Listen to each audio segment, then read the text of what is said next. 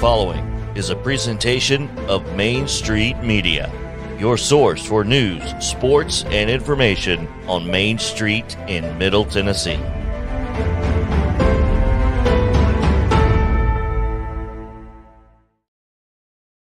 Sounds like 30 years of the best sports talk in Middle Tennessee, featuring Tennessee Radio Hall of Famer George Plaster, Tennessee Sports Hall of Fame coach Watson Brown, and Young Guns Billy Derrick and Michael Cindric. And now, here's your host, George Plaster.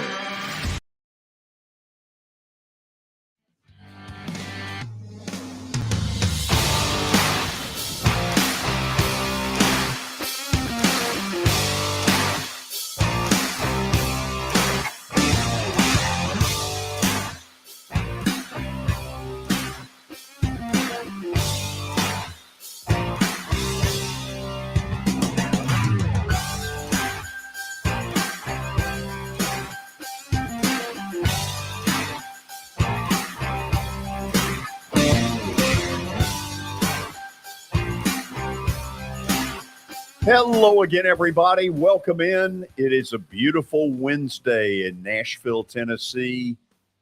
The weather is beautiful. There's not a raindrop in sight. Hasn't been for weeks. That's not helping our yards. But it's probably the way we want it during football season. Let's start in on what is a busy day in the world of sports. Let's call roll. Let's start up on the plateau. Say hello to Coach Watson Brown. Watson, how are you? I love that little wave. Yes. How are you? Is this Corso's wave? Yeah. This is my wave. And then he goes, not so fast, my friend. Not so fast, my friend. Yeah, but he does it pencil it's this. a lot of times. Yeah. That's mine. Yeah. It's And great to have you with us. We won't say what that means when I do that to you, okay? Yeah, I think there are a couple of A and B, and neither one of them are any good. We'll let it ride. I'm not going there. We'll just let Neither it one ride. of them are any good. Let you think about it. Watson, let's check in with Terry McCormick, who's sitting in a car near you. Terry, how are you? Take us through a tour of the car. Well, George, I'm sitting in the driver's seat. Now, I'm not driving and doing this while I'm driving. So any of your police officer friends, don't alert them, don't alarm them. There's nothing going on. I'm pulled into a parking lot here in the lovely city of Portland on my way home. Portland, Oregon. Portland, Tennessee. No, and giving you your daily Titans update that way and celebrating number 62, your legitimate all-time single season home run leader, Aaron Judge. On this, you and I totally agree. He is the legit home run king because he's done it the right way. So, Terry, let me ask this. If you had caught that ball, what would you have done with it? Boy, that question came up at practice today among the reporters. And I said I would give it back to Judge. And somebody said, you're lying. You would get every dime you could out of it. See, I would give it to Judge. I would. Now, if he played for some other team, if they were playing Texas or any other team, then it's off to eBay to the highest bidder. Really? What do you think this thing is worth, honestly? What are you hearing? Oh, gosh, I'd say it's probably worth a couple of million, wouldn't you think? Something like that. That's ridiculous. That is ridiculous. But I mean, somebody's dog is going to get a hold of the thing. That's true. But I mean, George, we live in a world, maybe you've heard of inflation. There was a Mickey Mantle 1952 baseball card that sold the other day, I think for $12.6 million. Watson only offered $9 million. Watson, how could you have been so cheap? I don't know. Just trying to take care of Mickey, I guess. I don't know. Yeah. Wow.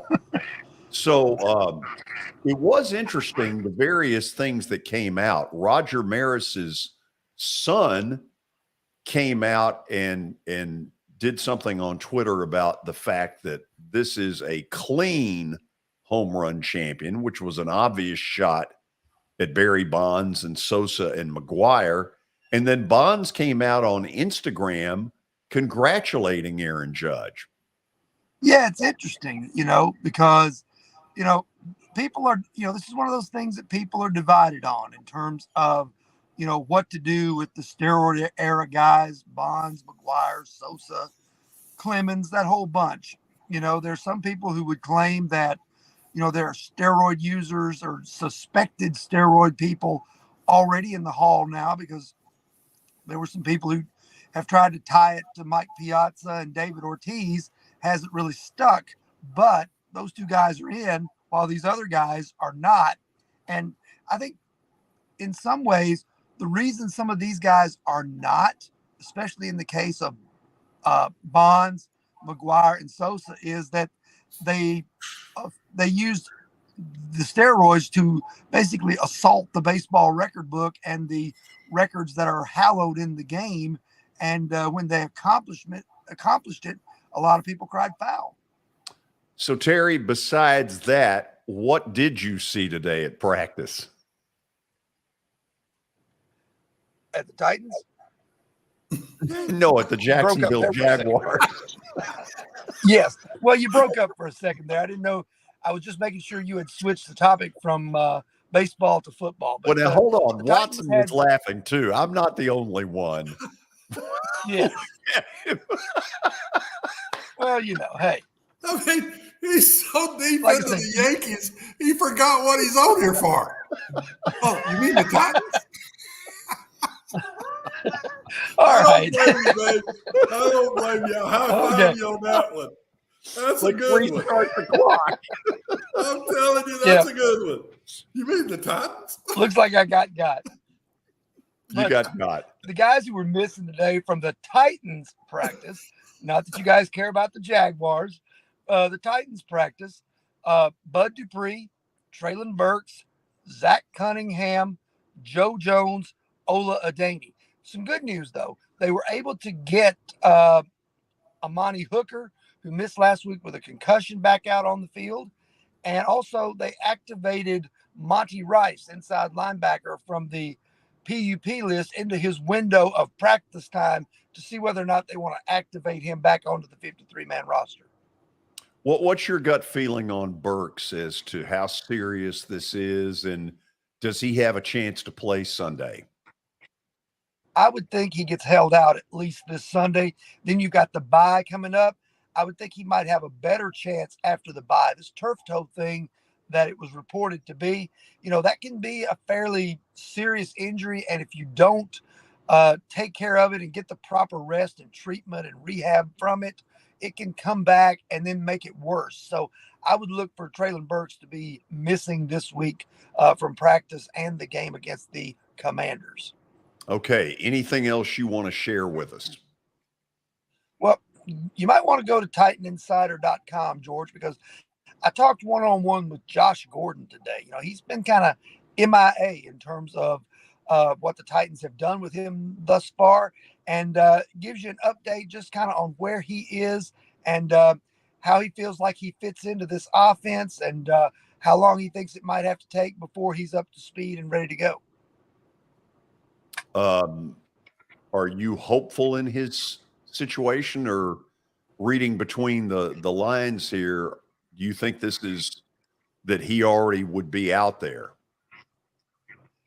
Well, you would think that he would already be out there, but with Burks missing likely this week, I got a feeling that Josh Gordon could be pulled up to the active roster for this game and get another opportunity. It's just, kind of interesting that, a guy who spent 11 years in the NFL is now languishing on the practice squad. They've called him up a couple of times, but really haven't used him. But now with Burks out, it appears that if they're going to put him in there, he's got to have some kind of role beyond just playing 2 or 3 snaps when the other guys are winded. Yeah. Terry, as always, good report. Thank you. All right. See you guys later. Terry McCormick's daily Jacksonville Jaguars update here on the show. Did you like that, Watson? I like that, George. Yeah. That was a great moment. That was one of the funnier moments of the show. All right.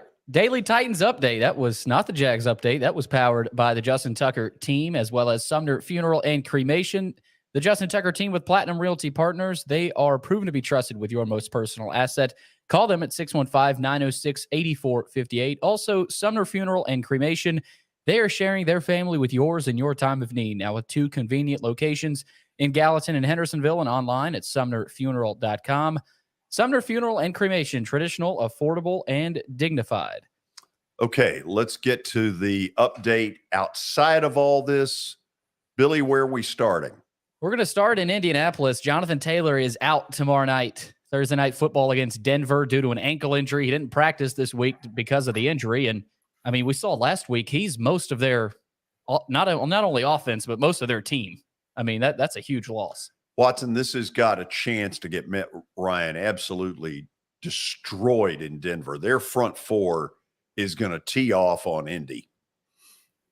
Yeah, Hines is a good player now. Yeah. The backup that plays behind Taylor, I mean, he's a good player.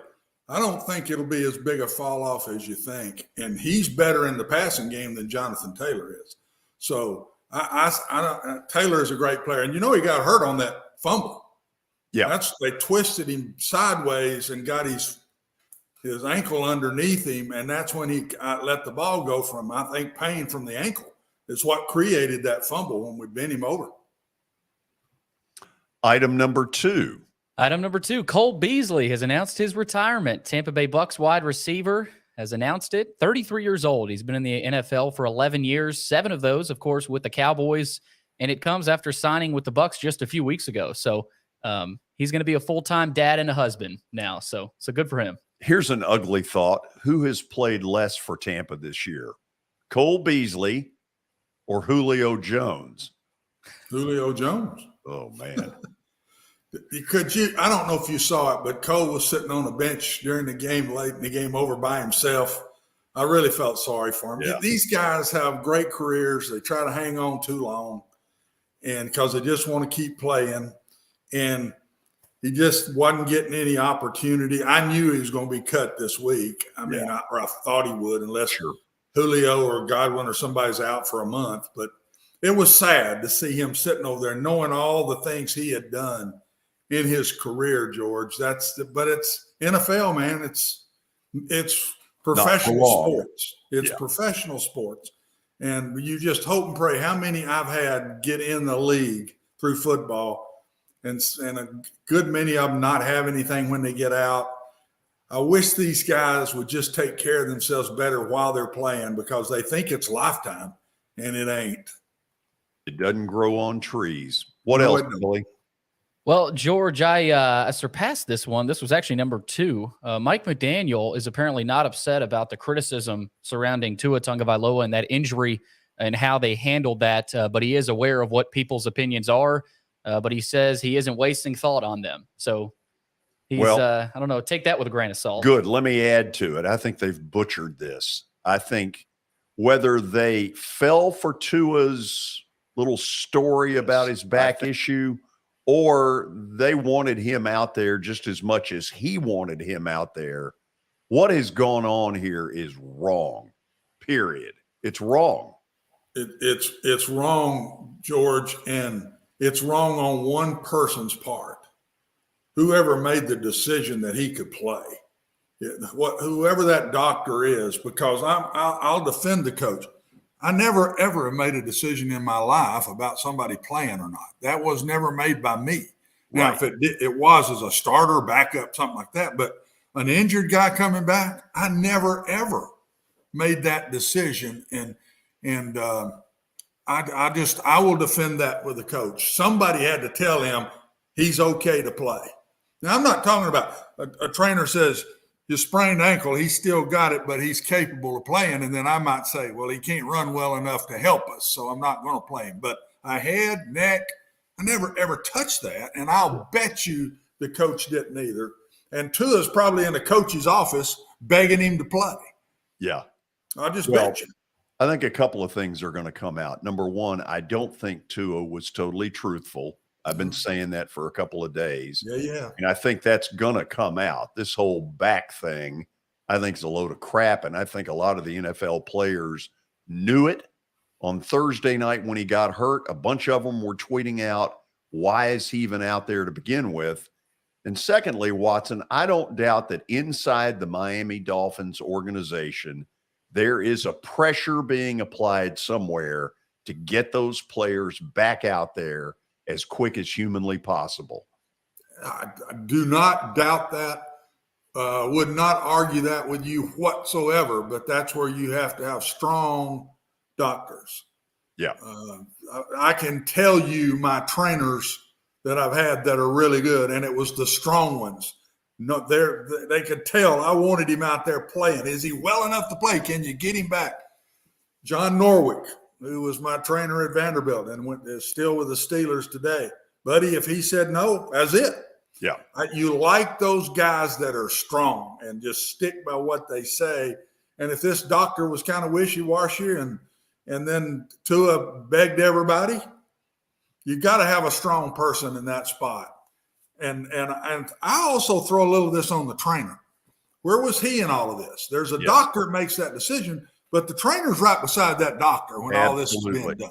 So where was the trainer? His name hadn't been mentioned in all this. The doctor's been fired. What about the trainer? Yeah.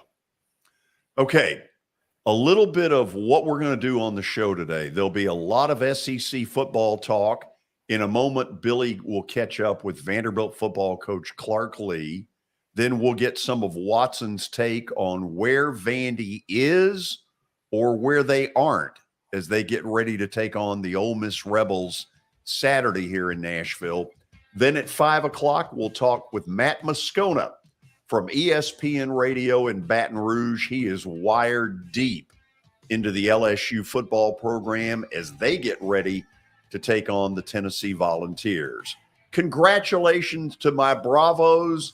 It took 15 minutes longer than you thought it would for me to say it.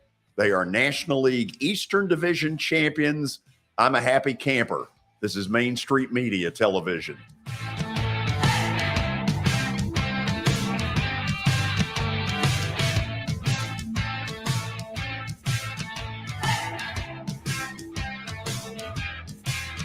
Buying or selling a home can be a very personal experience. Why not go with the team that receives nearly all of their business from referrals? Clearly a trusted name in real estate. The Justin Tucker team with Platinum Realty Partners has sold more than 500 homes in the last 7 years. Voted best in Sumner County multiple times. Proven to be trusted with your most personal assets. Call the Justin Tucker team with Platinum Realty Partners at 615-906-8458. The Justin Tucker team with Platinum Realty Partners, Middle Tennessee's most trusted team in realty. I highly recommend Sumner Funeral and Cremation because of their caring nature and attentiveness to detail. Pre-planning your funeral now will bring you peace of mind and less stress to your loved ones. When the chaos of losing you happens, your family can honor and celebrate your life, knowing things are happening just as you wanted them to. Pre-planning determines the details of your funeral, cemetery services, and can be less expensive. We are honored to serve you and are always here for you in your time of need. Sumner Funeral and Cremation. Traditional, affordable, dignified. SumnerFuneral.com. Jody Jones Dentistry can handle all your dental needs, from the basics to cosmetic procedures. All of this in the nicest dental facility I have ever seen. Jody has done it right. They're located conveniently at 55 Music Square East, and for an appointment, it's simple. Dial 615-259-5100 and tell them Plaz sent you.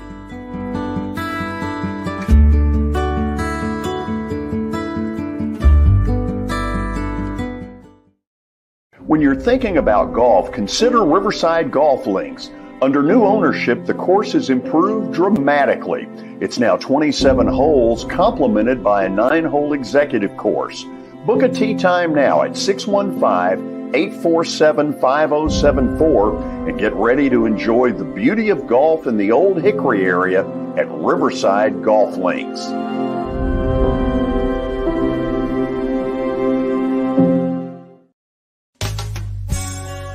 I'm Bart Durham.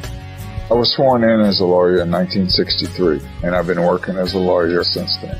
We're a firm that does exclusively personal injury, a lot of tractor-trailer crashes.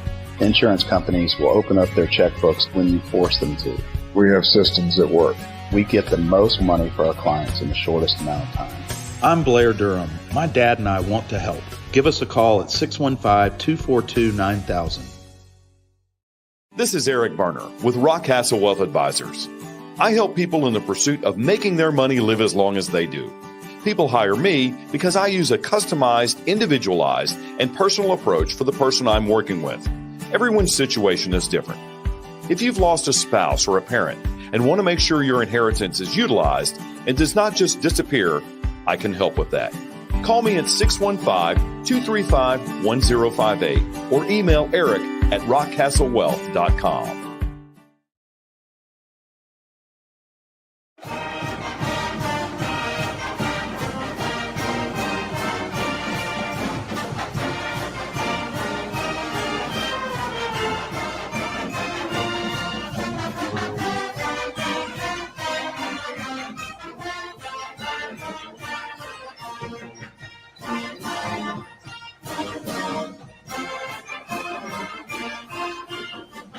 We are back. Vandy and Ole Miss go at it Saturday here in Nashville. It's a 3 o'clock kickoff. The game is on SEC Network. And earlier today, our own Billy Derrick over there caught up with Vanderbilt head football coach Clark Lee. Here is that interview. Coach, you got Ole Miss coming to town, another SEC opponent. They are another top 10 team, 5-0. You guys sitting at 3-2, of course, coming off the bye week. Had 2 weeks to prepare for this matchup, 3 o'clock Central Time at First Bank Stadium. Bye weeks are always interesting. I know different coaches have different approaches. Of course, you just mentioned to me before we started here, it was good to get healthy. So was that one of the bigger things you guys were able to accomplish? Yeah, we early here in the year, we think we've positioned ourselves well. We've also, been going for a while because we played week 0, so it was time for a little break, and we wanted to. The guys that have had a lot of exposures as far as reps go, we wanted to make sure we were in our bye week practices being mindful of getting their legs back underneath them, and given some of the players that haven't had as many reps, getting them more work. We were able to do that. We were able to get guys back healthy that we need to build our depth, and then we've had some 3 really spirited days of work here this week, where I felt like we've tapped into our identity, and now it's kind of the scaling down and the preparation for the game. So I'm pleased with where we are. We have a big challenge ahead in Ole Miss, but that's exciting, and I'm looking forward to watching these guys go out there and compete. Specifically at the running back position, Coach, of course, Ray Davis has been the bell cow, and I'm sure he might have liked to have a couple other guys there behind him in that running back room, maybe for a little bit of rest. You get Rocco Griffin back, you get Patrick Smith back as well. Not sure how much those guys are actually going to be able to play, but of course it's got to be good for Ray to actually give him a little bit more rest than he's had.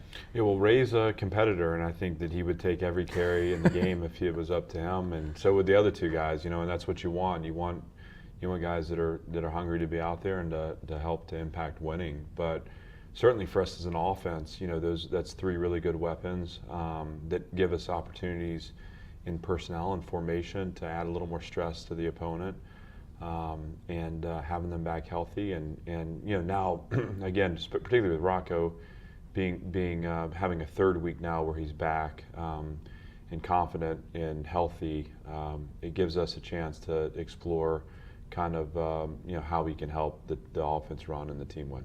Coach, A.J. Swan a couple weeks ago in Tuscaloosa ended up playing him the whole game. Was that something you guys before the game wanted to try to do with A.J. to say, hey, listen, and we know it's on the road, we know it's Alabama, but was that something you guys really wanted to accomplish with him to kind of experience that? Well, early in on his time as a starter, we wanted to make sure that he felt ownership over the position and that he could learn through his mistakes. I didn't want him, feeling like he was a part of rotation or even that he wasn't able to go out there and make mistakes and that somehow that would get him pulled out of the game. Every rep he takes as a true freshman is experience, the building of experience, and so anytime you play a freshman at any position, you're gonna have to have some patience because they're gonna have to learn on the move. And AJ happens to be, as a competitor, mature young player that, I've never seen the moment get too big for him. I've never sensed that, he's backing down from the biggest stages. If anything, his consistency is what has delivered him to this point. And so, we wanted to give him a chance to work through issues, to learn from the experience, and he'll be better for it. Coach, you said you like where you are right now coming out of the bye week. Go a little bit deeper in that. What do you like most about where your team is right now mentally, but also physically, of course, because, almost halfway through the season, health, I think, is the most important thing.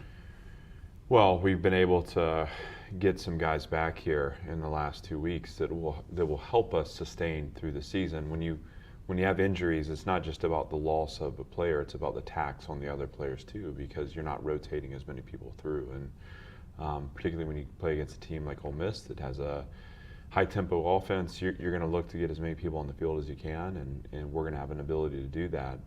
And so that's a plus. And then, being 3-2, obviously, we've lost 2 games, disappointing performances on our end, but, to 2 good teams that, we can learn from and grow through those experiences.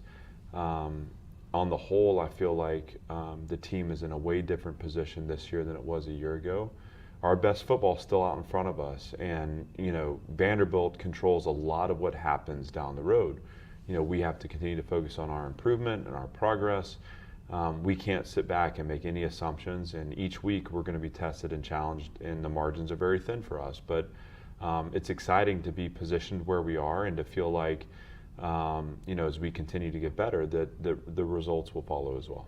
Coach, Ole Miss leads the SEC in rushing. They got a couple of guys that could be the best duo in the conference. You talked yesterday in your press conference about the different ways they like to establish the run and kind of surprise you, keep you on your heels. So what is the challenge for that in defending a heavy run style offense like the way they are?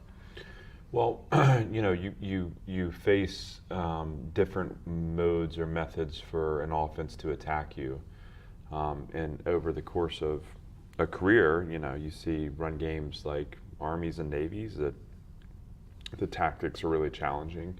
And then you see some teams that are spread in tempo, and it challenges you in different ways. This is a team that has 2 really good tailbacks, also a quarterback who has been effective as a runner as well, and they will use him in critical situations to run the ball.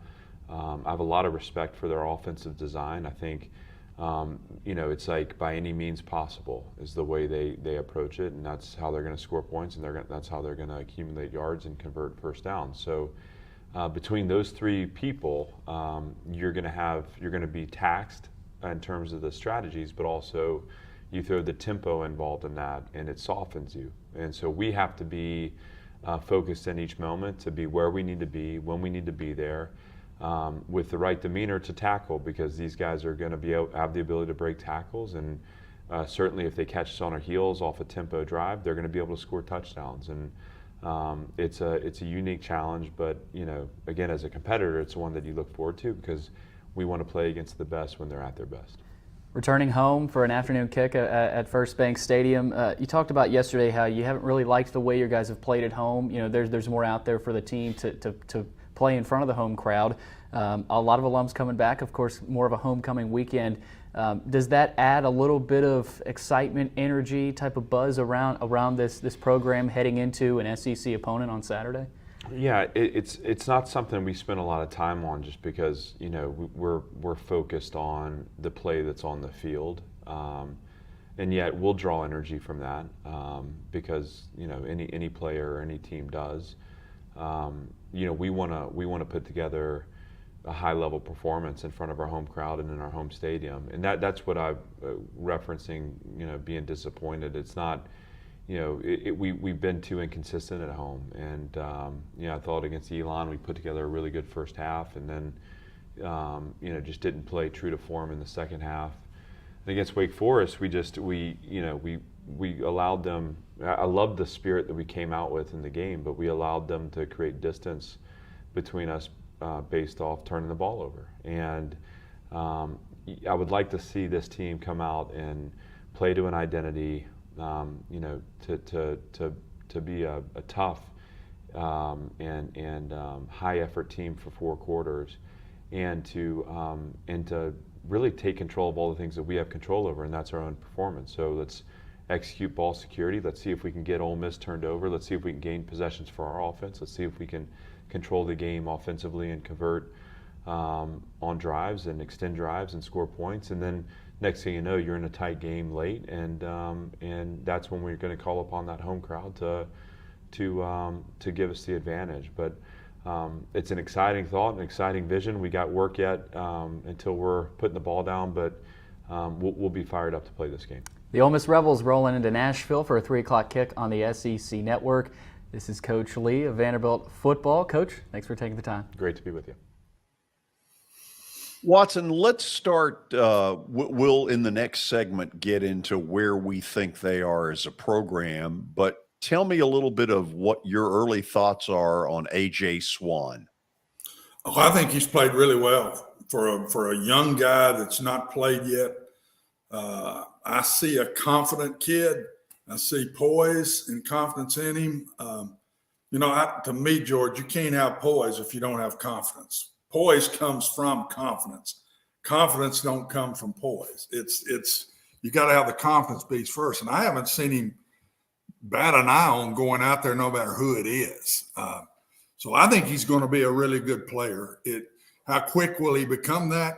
Only time will tell. And we'll see if he's better this week after the Alabama game and going into one of the tougher places to play against maybe as good of an opponent as he'll play all year. Come back home now and get to play an Ole Miss team that's not as good as Alabama. And we'll see where he is. But I think he's got a great future. He looks to me like the guy that can be here for 4 years and help bring this program back. So I think they've hit that person. If you're the head coach right now, are you committed to him for the rest of the season? You nearly have to be when you made the move as quick as you did. I think when you've got a senior captain or an older kid, I don't even know if Davis is a senior, but an older captain of your team, and you bench him for a brand new player that hadn't played yet, you're basically saying it's yours, go with it. And I just think it would take a lot of poor play for him to be benched again and bring the other kid back. They've made the decision.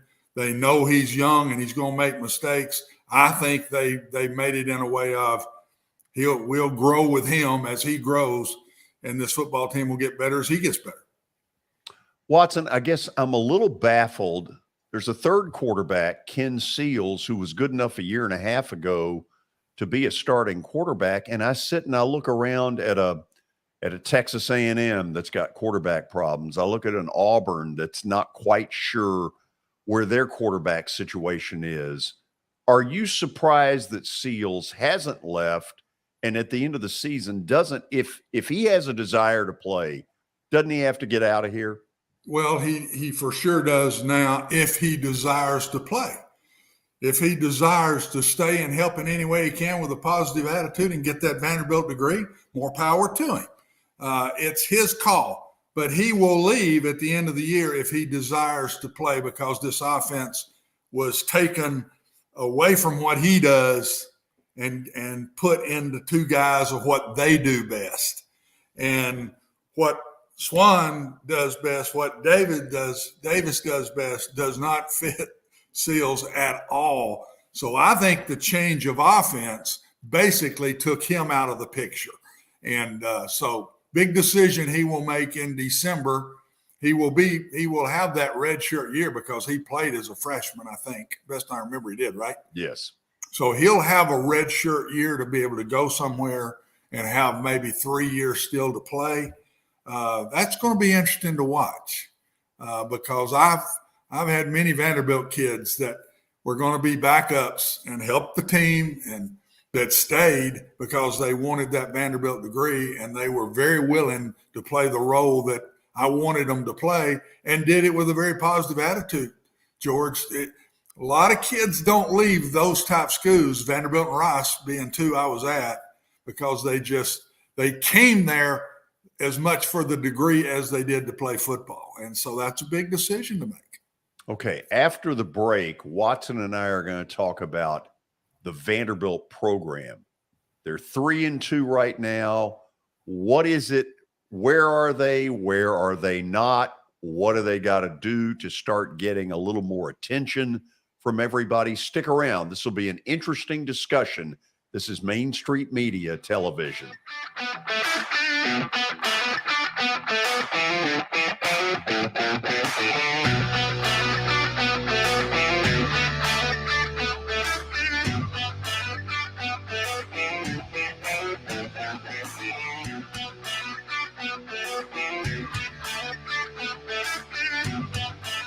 For Dustin Timmons and Joey Donnelly, they welcome every opportunity to serve and satisfy their clients. Whether you are looking to build your dream home or renovate your current home, their team will ensure that every client and remodel is unique, luxurious, completed on time, and within budget. Contact them today to set an appointment for a free consultation or to view some of their completed projects by logging on to DonnellyTimmons.com.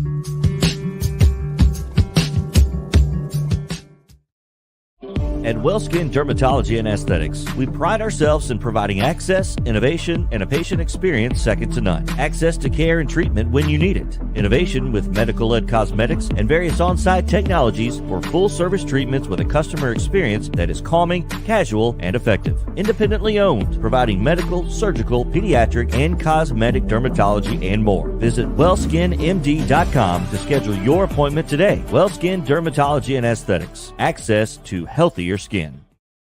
It's your last chance to get a spring tune-up for summer. Complete Service Heat and Air can clean your coils, check out your motor, and make sure you have cold air on that first hot day of summer. Complete Service Heat and Air is located in White Bluff, Tennessee. We do service and repair on heating and air the right way. 24/7 service. Call us at 615-797-3997. That's 615-797-3997. Serving Cheatham, Davidson, Dixon, Hickman, Humphreys, Montgomery, and Williamson counties. Have you heard about the high levels of radon in Middle Tennessee? Radon gas is the second leading cause of lung cancer, second only to smoking, and has no color, no taste, and no smell. The only way to know if you have radon is to test for it.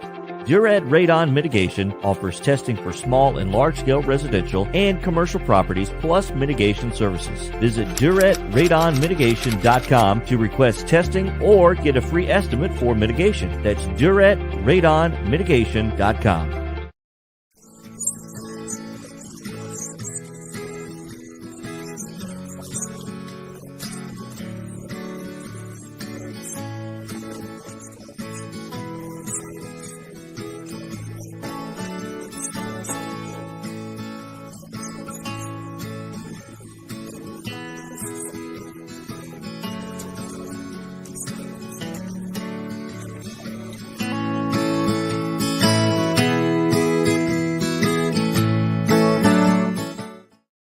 Since 1865, the First Baptist Church of Gallatin on Winchester Street has served its community by catering to the least, the last, and the lost, providing a church of welcome used by God to save the lost, transform the saved, and impact its community. As a proud multi-ethnic congregation, Pastor Derek Jackson personally welcomes you to join them in fellowship Sunday mornings at 8 in person or at 1045 in person or online at firstbaptistgallatin.org. First Baptist Gallatin on Winchester Street, serving with open arms as a true church of welcome.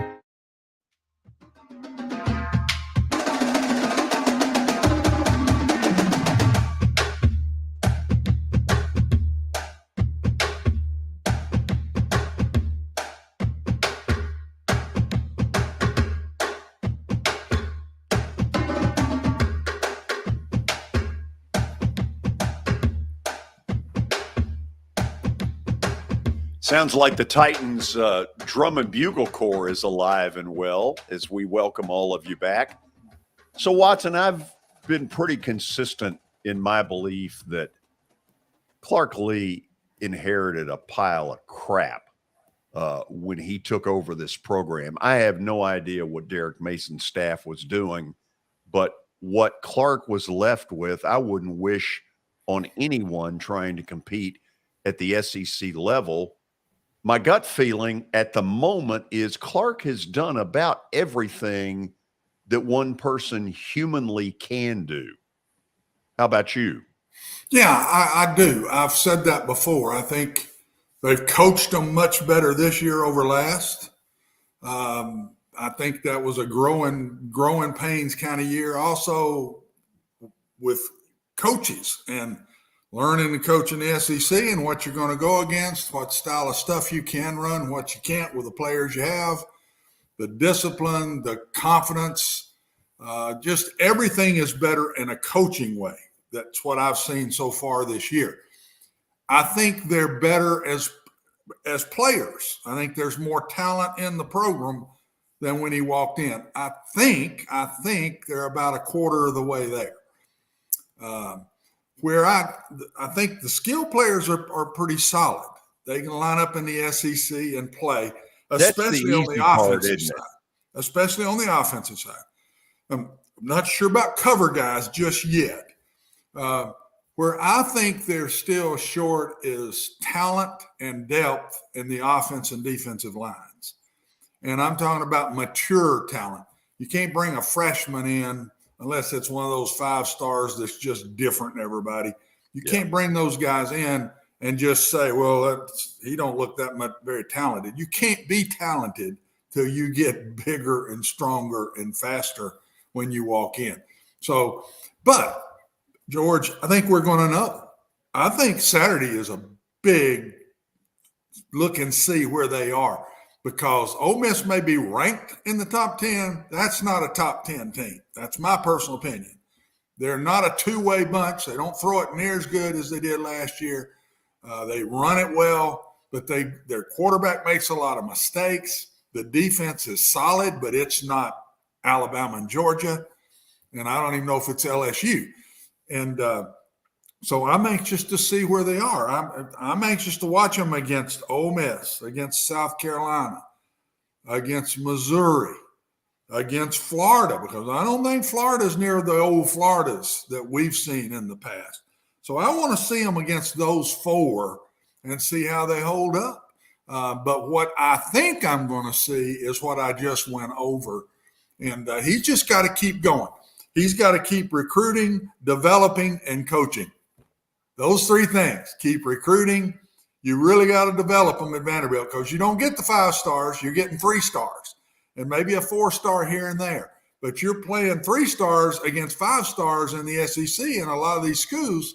You have to develop what you bring in, and then you got to coach them really well. And so that's the 3 things he's got to keep doing that I think so far he's done a good job of. Okay, to me, nobody should be fooled by 3-2. Hawaii is as bad a Division I team as maybe we've ever seen. Elon is Elon. They're not Division I. Northern Illinois is not a very good football team. So Watson, yeah, it's nice that they're 3-2, and that's good for all the people that are coming in for homecoming who have no clue what the hell's going on. But don't they have to, for real progress, to be able at the end of the year to say, this ship is moving up, don't they have to get one SEC win and maybe take a second that is way better than them and scare the daylights out of them? I'm not going to go wins and losses. I want to go competitive and see where they are. But George, being 3-2 is not okay. It's fantastic. I mean, that's given them health. That's given them confidence. They've played a lot of people in a lot of those games. They could, if they were sitting here 1-4 right now, that would be awful. I mean, right. The schedule they played is perfect for Vanderbilt right now. Now, where will he be in the SEC? 100% agree with you. But we also can see if they were to win one, but they're very competitive across the board in these games. I mean, they don't get blown out again like they did at Alabama. They start playing these people very competitive, and then all of a sudden sneak up and win this one. I think there's a lot of ways we could grade them this year to make them better without just the one-loss record. They weren't competitive last year much at all. Will they be this year? Played one, weren't. They have not been, but they played the best one in the league on the road. So let's see where they are this week. I think this is a big game. Open date, 2 weeks to prepare. Ole Miss had to play their hearts out Saturday to beat Kentucky.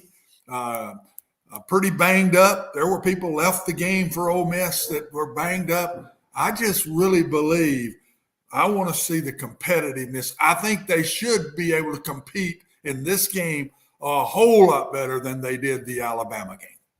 Watson, one thing that is apparent to me under you look at different areas of this program, and this has been a Vanderbilt trait for a long time, and so he's inherited this. They get zero pass rush unless they send the kitchen sink. And at some point, that's going to get you. No, he's got recruit and develop. That's what fixes the pass rush. There is no design of pass rush that'll get you there. It's called players.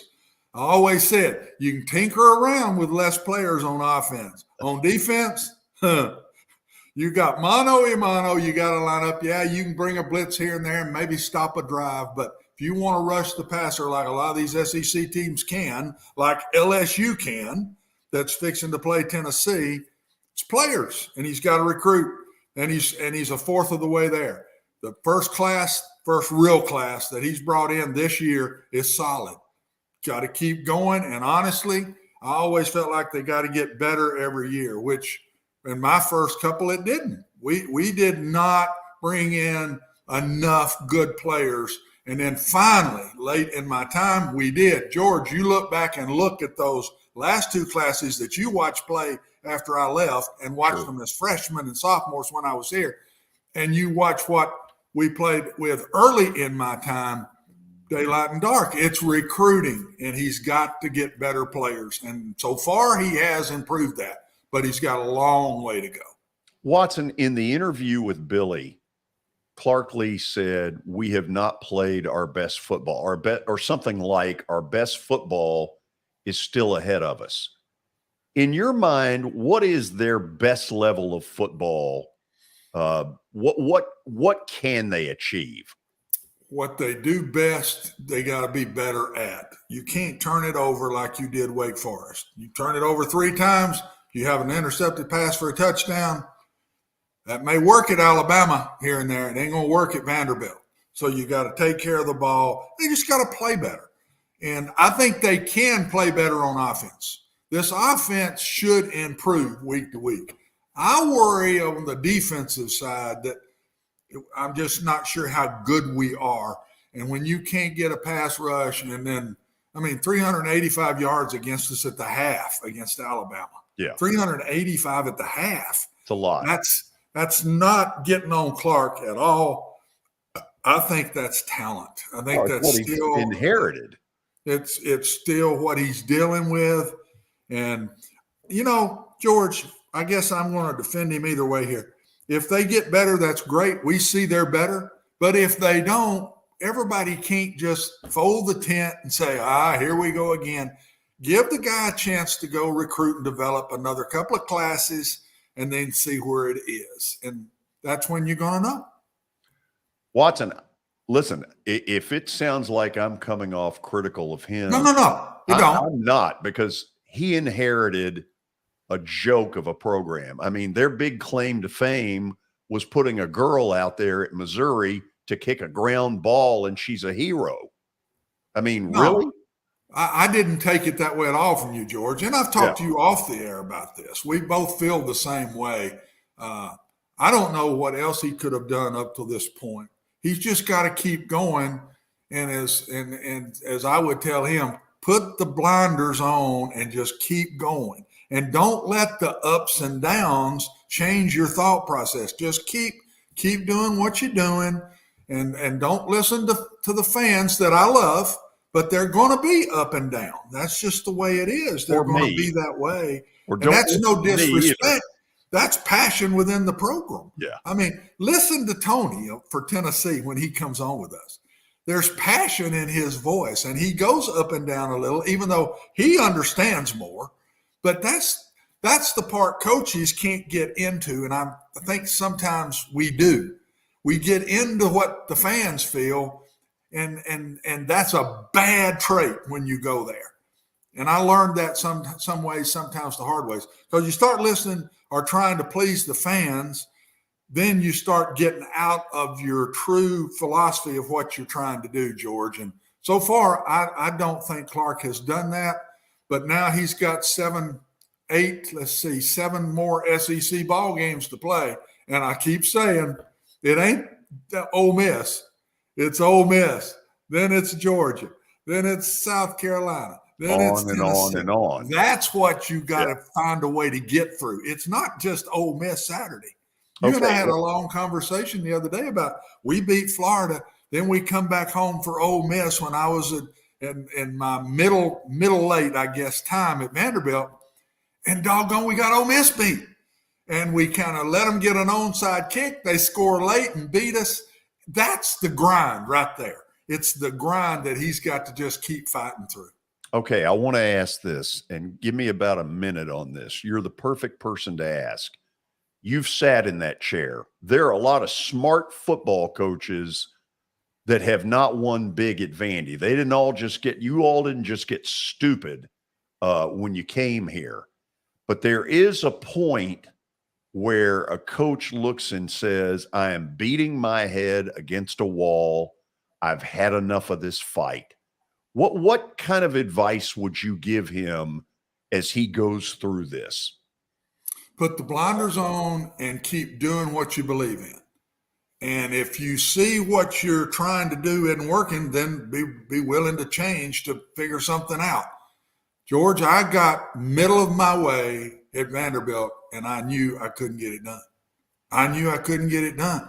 And I went to my boss, and I said, we got to change some things, or this ain't going to work. Well, we got some things changed in year 4 and year 5, and it finally got going a little bit, but it was too late for me. But I knew after year 3, I wasn't getting it done. We weren't bringing in enough really good football players to compete in the SEC. And I laid that on the line to my boss, laid it flat out there, and ended up not making it.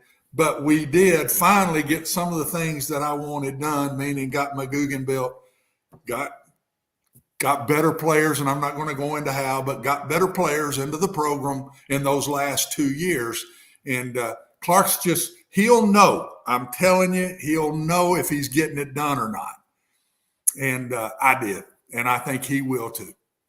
Okay, we'll go to the break. Good discussion that we've just had here. We'll go stat of the day. That's next. And then we'll go down to Baton Rouge. Mike Moscona from ESPN Radio in Baton Rouge, who is really wired to that LSU program. He will join us. So we've got plenty coming, and maybe a little boasting about my baseball team. I'm pretty happy. This is Main Street Media Television.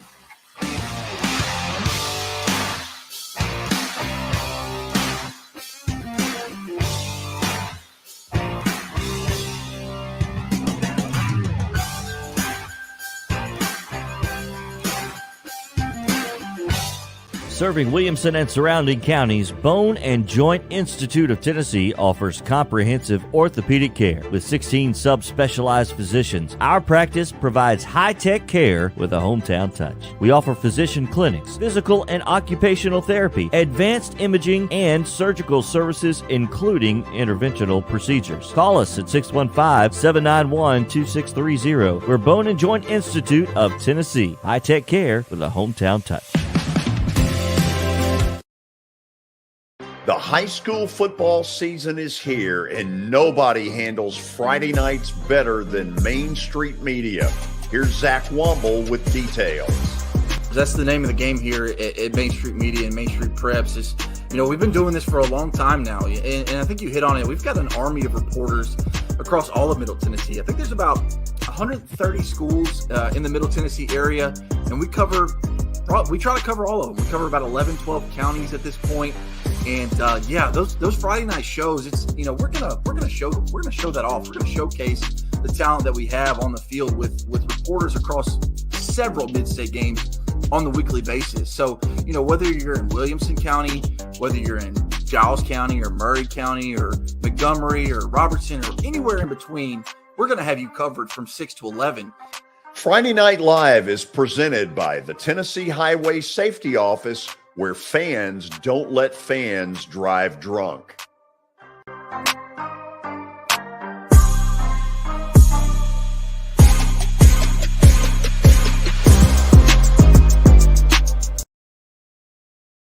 At Sumner Funeral and Cremation, our mission is to serve families as our own, celebrate the life of their loved one, and help begin the healing process.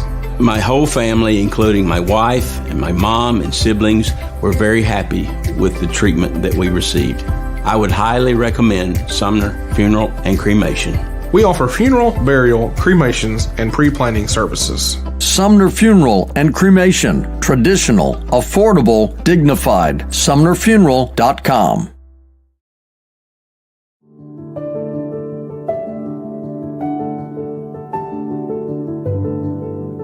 Welcome to the Omni Nashville Hotel.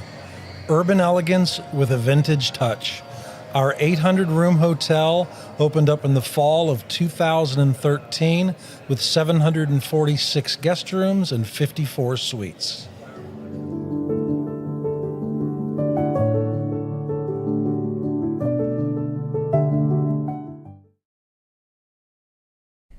Hey everyone, I'm John English. This is Keith Wallace, and we would like to welcome you to John English Antique Sports and Cards in Shelbyville, Tennessee.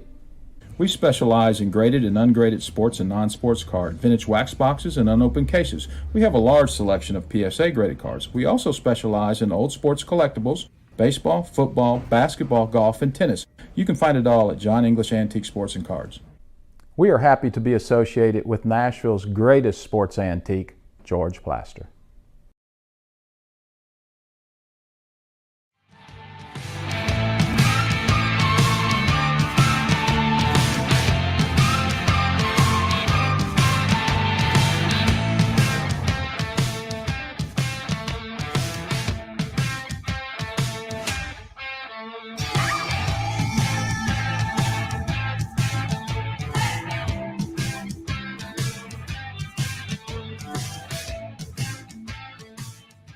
It is now time for Stat of the Day, powered by John English Antique Sports and Cards in Shelbyville, as well as Eric Berner with Rockcastle Wealth Advisors. John English, they specialize in antique and historical sports equipment, advertising, and other sport-related items.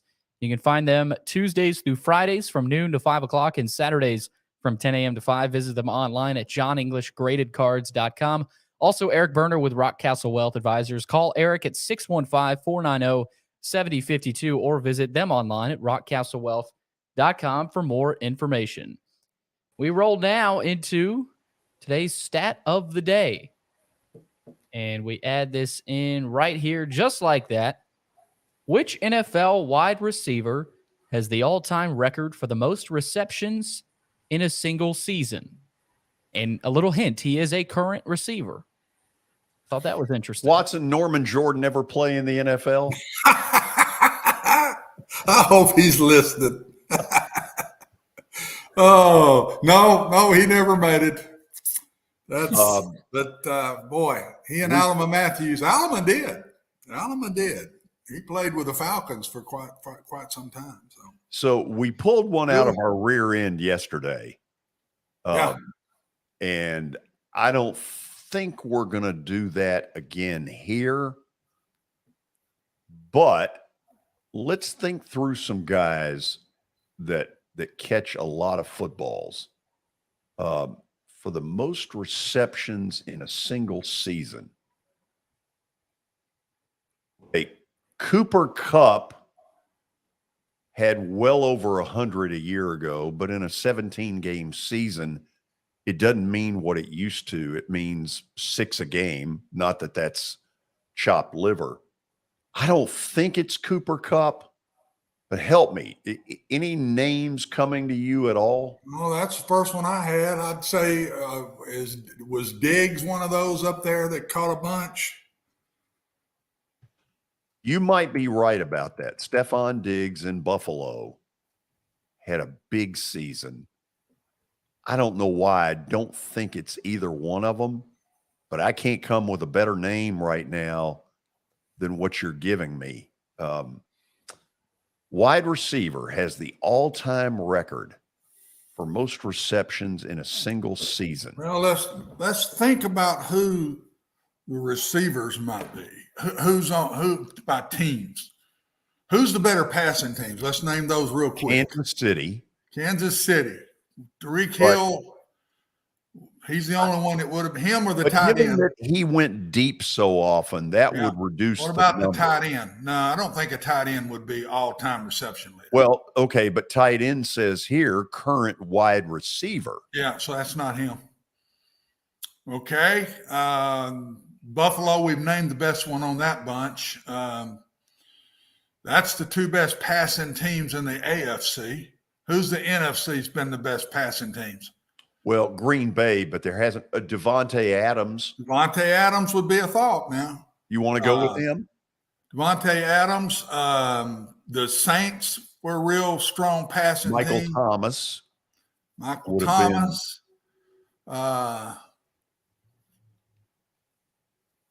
Brady and Manning, those guys are gone. All of them. Yep. They're gone. So that it's got to be one of those. I promise you, we've named him. You think one of our three is it? I think it's Diggs, it's Kupp, it's Thomas, or it's Devontae. It's one of those four. I don't have a clue. Let's see. Bet you it's one of the four. Yeah, let's see. Michael Thomas. Oh my goodness! Really? Yeah. And this season, Cooper Kupp is on pace for 179, so he could overtake that. So there you go. We did pretty good with that, George. Wow, we didn't do bad. You even mentioned a guy that potentially could take over that spot. Okay, I feel good about that. Now, I wouldn't have known which one of the four to pick, but I thought it had to be one of those guys. Am I patting myself on the back? Am I? Well, of course, you're real good at that. You're your own biggest fan, George. You're real good at patting yourself on the back, babe. That has never been one of your issues. Well, it's like Tony Basilia. Nice to have you on the show as well. It's like Tony said about Brian Kelly yesterday. He's his own biggest fan. Oh man, don't you have something to read over there? Yes, I do. If George. not, just go home. It is time for the 5 o'clock hour here, the George Plaster Show, brought to you by Middle Tennessee Bone and Joint. They combine state-of-the-art orthopedic service with a family atmosphere. Whether it's a sports injury, a sprained ankle, or a major joint replacement, MTBJ has the staff, training, and equipment needed to take care of any patient in any circumstance. Visit them on the web at mtbj.net for more information. Okay, all of you know by now, Tennessee's about a field goal favorite Saturday down in Baton Rouge against LSU. Matt Moscona from ESPN Radio in Baton Rouge is about to join us. He is as wired to that program as anybody in that media down there. We begin with a topic that all of us have had some fun with, an 11 a.m. kickoff. I want to ask about the second half of the Mississippi State game where from Nashville, you know how big a game this is for both teams. There's this belief up here, and I'll admit I buy into it some because I've done a couple of games at Tiger Stadium back in my Vanderbilt play-by-play days, that you get a big advantage if you don't have to play LSU at night. But you've been around Tiger Stadium a lot more than I have. Do you buy that? Well, the numbers don't exactly bear it out. LSU has actually, there's basically an indiscriminate winning percentage when it comes to daytime games or nighttime games. And there could be a lot of different reasons. But the undeniable truth, George, is that when LSU plays at night, and especially in this day and age where, let's be honest, nobody fills 100,000 seat stadiums anymore. You may sell every ticket, but it's a rare occurrence. I think you would agree.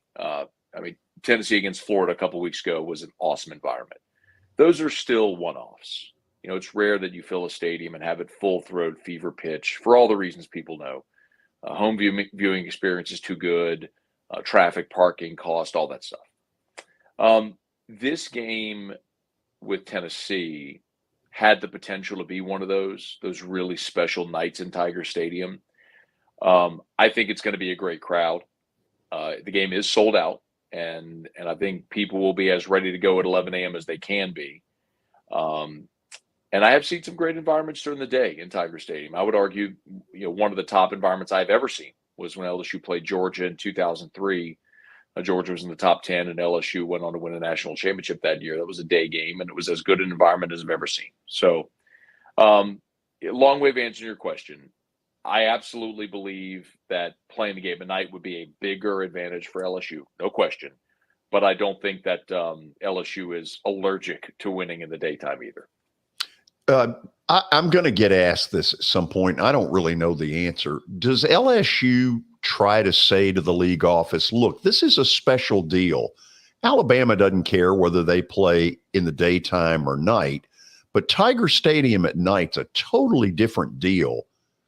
Do they petition the league on that? Yes, absolutely. That's a conversation that's always had, that the league and the TV partners do work together preferentially to give LSU night games at home. Now, one thing I do know, George, is that CBS has told LSU and the league they want to be in Tiger Stadium at least once a year. And when LSU and Bama were the 7 p.m. game, every other year that wasn't a problem. But you're going to play those 2:30 afternoon CBS games for sure. But it's rare, man. It is really rare that LSU play an 11 a.m. game, and especially one of this magnitude, George. I mean, listen, normally when LSU plays 11 a.m. games, it's a bad Mississippi State team coming in. They played 11 a.m. against Kentucky in 2011. They actually oddly did play an 11 a.m. game last year in Tiger Stadium against Florida, and LSU ran for a school record in that game and won as a double-digit underdog. But yes, they do talk to the league office and the TV partners about playing night games. Okay, let's get to the field. The record is good. It seems like everybody is upbeat about what Brian Kelly is trying to do. It does seem like there's little inconsistencies offensively. Talk to me about where you think they are right now as a program. Well, as a program, they're building. And I think George, I think you and I probably talked about this in the summer when we spoke, but this season, I think for LSU is less about the win-loss record and more about Brian Kelly establishing a foundation and a culture and having buy-in. Look, I'll give you an example. LSU, in their 3 Power 5 opponents they've played so far, Florida State, Mississippi State, and Auburn, they've been down double digits to all 3. And in all 3, they rallied. And they were a block PAT away from maybe pulling off the Florida State game, and they did beat Mississippi State and Auburn. They have buy-in right now, which they didn't have a year ago. When LSU got down to Ole Miss, when they got down to Kentucky a year ago, they quit flat. They quit on Ed Orgeron. So that's one big part of progress. Now, the shortcomings on the field, I mean, you don't have to look far to see them. I mean, you see what they are. They threw for 85 yards against Auburn. They have, despite having a guy like Kayshon Boutte, who's some think the best receiver in college football, he's got no touchdowns and fewer than 100 yards receiving through 5 games. There's not a soul alive that would have thought that coming into this year. They've got to figure out how to establish a vertical passing game. The offensive line is starting 2 true freshmen at your tackle spots. So there's a lot of growing pains there. Special teams have been an issue this year. I mean, the on-field shortcomings are very obvious for all to see. The big question, I think, for LSU is how much can they continue to improve as the season gets along to maybe be able to compete with the better teams in the league. Let's go with Boutte. You brought him up. Great receiver, not getting the ball enough, doesn't seem very happy about it. How much friction is there, whether it's with him and Brian Kelly or him and a quarterback? Yeah, I think from the outside looking in, this is hard to believe, but I think Kayshon Boutte really is in a good spot. And I'm telling you I asked Brian Kelly that question point blank on Monday. It was the first question of his press conference. I set it up just like I told you. No touchdowns, fewer than 100 yards. Why aren't you getting him more involved? And Brian Kelly was quick to point out, you look at the film, Kayshon is running full speed in his routes. He's given great effort. The ball's just not coming to him. And, one of the things that Brian Kelly did stress this week is Jaden Daniels, interestingly enough, is one of only a handful of quarterbacks in college football with more than 100 pass attempts that has not thrown an interception. Hendon Hooker is one of them also. But Brian Kelly said, listen, if I don't want to throw interceptions, but you got to be able to toe that line between aggressive and reckless. And we want you to be aggressive. And I think that's the thing right now is LSU's just not pushing the ball down the field. So the targets just aren't there for Kayshon Boutte right now. But then I think the onus is on the coaching staff to get creative to find ways to get them the football, which I would imagine you'll see this weekend. You need to be a competitive against an offense like Tennessee where LSU's going to have to score. But I really do believe, George, and I don't think this is lip service because I've asked enough people around the program, that Kayshon's in a good spot. I mean, it took some buy-in on his part when Brian Kelly first was hired, but I believe he's there, and I believe he's excited to be on a winning team and understands that his time is going to come at some point this year. I believe LSU went to a level that I didn't know they had. Talk to me about that, because it was impressive. I'm assuming you're talking about defensively. Yes. Because, coming out of fall camp, I would tell you maybe the biggest surprise, and we got to see a lot of fall camp. I mean, they let us watch full-scale scrimmages in fall camp, which we've got to watch a few full practices, which we've never gotten to do as long as I've been covering LSU. I would tell you the biggest surprise was I thought the defense was better than I thought they were going to be. And I think Matt House the defense coordinator, has a history of being a really good defense coordinator in the SEC. He was at Kentucky under Mark Stoops when they had Josh Allen that year, when Allen had 21 sacks and was just a freak show. Matt House has really figured out where to put the pieces on the chessboard with this defense. And I think, oddly enough, the way they've recruited, the talent on the roster actually fits what he wants to do pretty well. And the more comfortable they get, the more you're seeing the results. I mean, look, they shut out Auburn on the road in the second half. They shut out Mississippi State in the second half. They obviously held Florida State down in the fourth quarter and allowed the offense to get back in it. So LSU's defense is unquestionably a strong suit, and they are getting better and better each week. And that's going to be their recipe to win a lot of these games, George. It's going to be the defense has got to play really good, and the offense is going to have to be opportunistic.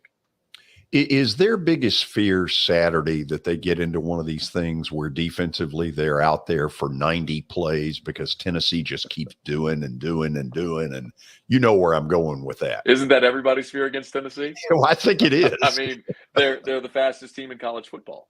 I mean, that's what Josh Heupel wants to do. We've seen forms of that offense in the league with Kendall Briles, with Jeff Levy when he was there with Kiffin. But man, Heupel just undeniably has it going at a different speed right now. And it's outside looking in, it's fun to watch. I don't know that it's fun for a defense coordinator to prepare for, but yeah, I mean, shortly to answer your question, of course, that's the fear, is that you have to play, you get into the game that Florida did, where you're playing keep up. And that's not going to go well for really anybody.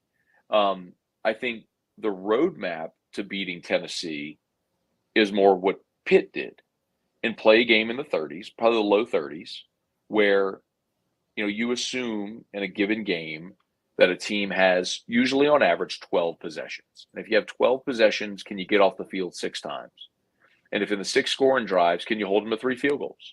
And if you can, you play good red zone defense and hold them to 3s instead of 6s. Now, easier said than done, but that's the roadmap, right? Because if 3 touchdowns, 3 field goals, that's 30 points. If you give up 30, can you score 31? We all know Tennessee's pass defenses really struggled this year. I mean, they're one of the worst statistically in the country. So that is the roadmap. I mean, holding the 3s instead of 6s and score when you have the opportunity. I mean, if teams end up beating Tennessee this year, that's how it's going to have to happen. Hey, before I let you go, what happened at the beginning of the game looked awful. Tell us what you know about that young man, and what's the prognosis here, short term, long term? Yeah, so that was Seven Banks. He's a cornerback who's a transfer from Ohio State. And George, the good news is that he's okay. He was taken to the hospital. when he was unconscious on the field and had lost feeling temporarily. And by the time he got to the hospital, he'd regained feeling, was conscious, was walking around. He actually returned to Jordan-Hare Stadium and watched the rest of the game from the locker room. They're describing it as a spinal bruise. So nothing structurally damaged. All that is fantastic news. His situation is it's kind of a bummer. I mean, look, that was obviously a very serious situation. I'm just talking about from a football standpoint. Yeah. He was injured at Ohio State. He transferred. He played a bunch, but was a little injury prone. Transferred to LSU. Didn't see the field until last week against New Mexico when he was finally cleared. Played last week, and then of course the Auburn game comes, and on the opening kickoff he's injured. It looks like he's going to miss maybe a month or so. So it's just, man, it's an unfortunate situation for that young guy who's really struggled to stay healthy and stay on the field. But most importantly, obviously, is that he is okay from what was a very scary situation there at the opening kickoff against Auburn.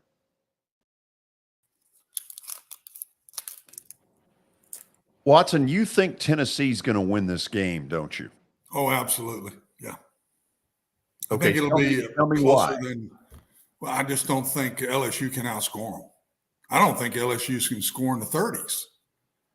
And I think the game will go as it goes in this hot during the day in Baton Rouge at 11 o'clock. It's hot. And I just think they'll wear down. I think Tennessee will wear them down and Tennessee will win the game. I'm not saying it's going to be a blowout. I don't feel that way.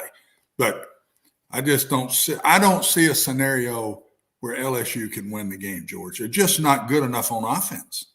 Yeah. Interesting.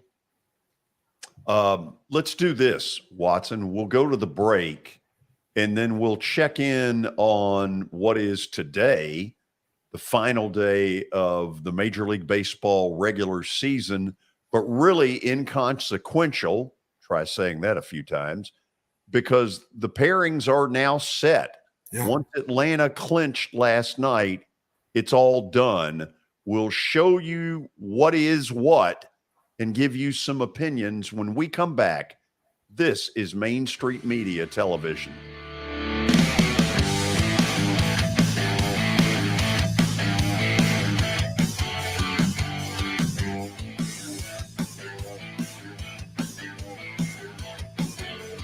Buying or selling a home can be a very personal experience. Why not go with the team that receives nearly all of their business from referrals? Clearly a trusted name in real estate. The Justin Tucker team with Platinum Realty Partners has sold more than 500 homes in the last 7 years. Voted best in Sumner County multiple times. Proven to be trusted with your most personal assets. Call the Justin Tucker team with Platinum Realty Partners at 615-906-8458. The Justin Tucker team with Platinum Realty Partners, Middle Tennessee's most trusted team in realty. I highly recommend Sumner Funeral and Cremation because of their caring nature and attentiveness to detail. Pre-planning your funeral now will bring you peace of mind and less stress to your loved ones. When the chaos of losing you happens, your family can honor and celebrate your life, knowing things are happening just as you wanted them to. Pre-planning determines the details of your funeral, cemetery services, and can be less expensive. We are honored to serve you and are always here for you in your time of need. Sumner Funeral and Cremation. Traditional, affordable, dignified. SumnerFuneral.com. Jody Jones Dentistry can handle all your dental needs, from the basics to cosmetic procedures. All of this in the nicest dental facility I have ever seen. Jody has done it right. They're located conveniently at 55 Music Square East, and for an appointment, it's simple. Dial 615-259-5100 and tell them Plaz sent you.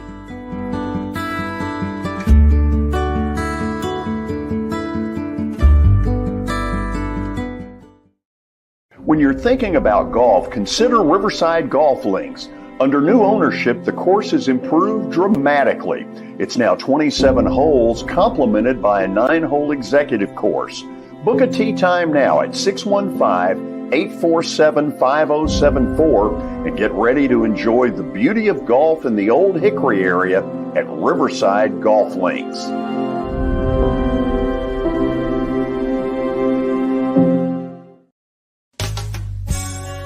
I'm Bart Durham.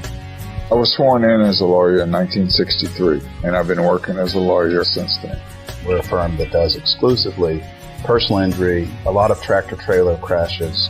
Insurance companies will open up their checkbooks when you force them to. We have systems that work. We get the most money for our clients in the shortest amount of time.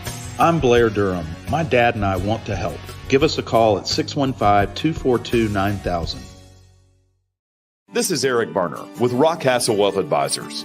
I help people in the pursuit of making their money live as long as they do. People hire me because I use a customized, individualized, and personal approach for the person I'm working with. Everyone's situation is different. If you've lost a spouse or a parent and want to make sure your inheritance is utilized and does not just disappear, I can help with that. Call me at 615-235-1058 or email eric@rockcastlewealth.com.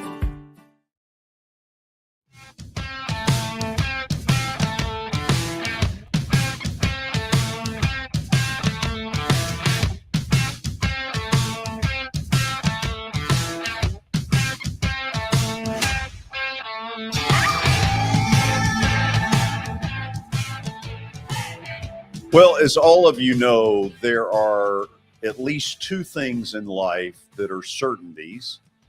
Watson, I believe there is a third.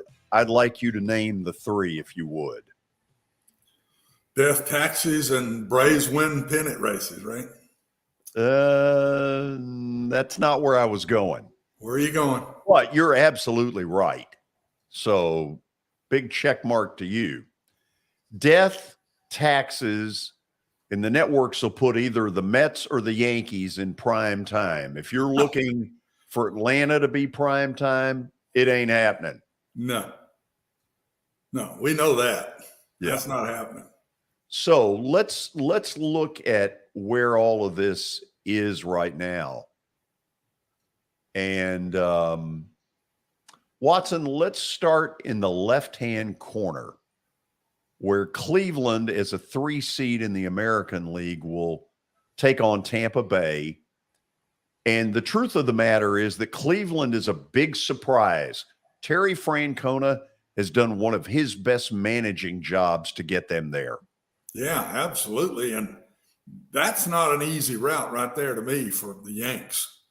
Either one of those two teams can give the Yankees trouble that wins that, in my opinion. So that's not a great draw. To me, it's not anyway. The other one is this surging Seattle Mariners team, which a lot of the country doesn't see. They play late night. I see them a lot. They're an exciting team against an offensive juggernaut in Toronto. I think Toronto wins the series, but don't be surprised when in the next year or two, this Seattle bunch starts to make some noise. No, they're fun to watch too, aren't they? I mean, they got some really good young players. If it falls like I think, it'll be the Yankees and the Astros, and the Yankees for some reason can't beat the Astros. They can't beat them. So I know Terry's cringing if he's listening to us, but I'd still pick the Astros right now. Well, there'll be a lot of trash can banging. There are a lot of bitter feelings in the Yankee clubhouse. They feel like, and as much as I hate the Yankees, I can't argue this point. They got screwed out of a world title in 2017 by not getting by the Astros. That's 5 years ago, for God's sakes. They got to figure out how to beat the Astros. But the problem is, Watson, there's still a lot of that core in Houston still there. Yeah, they're not cheating now. They're still beating the Yankees. So, I mean, till the Yankees beat the Astros, whether they cheated or not, till they beat them, I'm telling you, when you ain't beat somebody in a while, it just ain't easy to click your fingers and start beating them. So I'm not sure I wouldn't pick the Astros, and the Astros would have the extra home game, correct?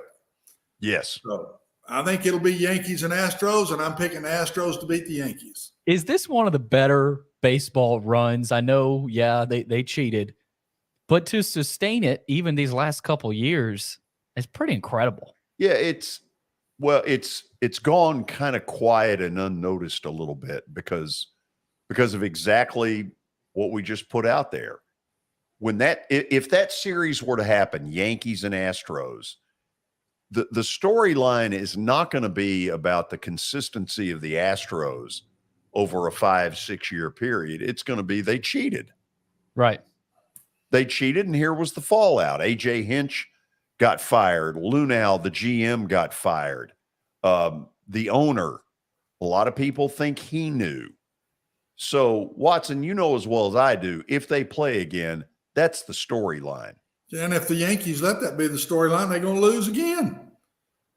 The Yankees need to let that go. The fans and the media can go with it all they want, but the Yankees need to beat this Astro team and quit worrying about 2017. And if they keep doing that, they'll lose to them again because the Astros are pretty daggum good. They are very good. Yep. Now let's go to the National League. And let's start at the bottom. First of all, the series in the corners, Tampa Bay, Cleveland, Seattle, Toronto, the Phillies, St. Louis, San Diego, the Mets. Those are all 3-game series where all of the home games are with the better seeded team. Cleveland will have 3 home games against Tampa. Big advantage. Huge advantage. Toronto will have 3 at home against Seattle.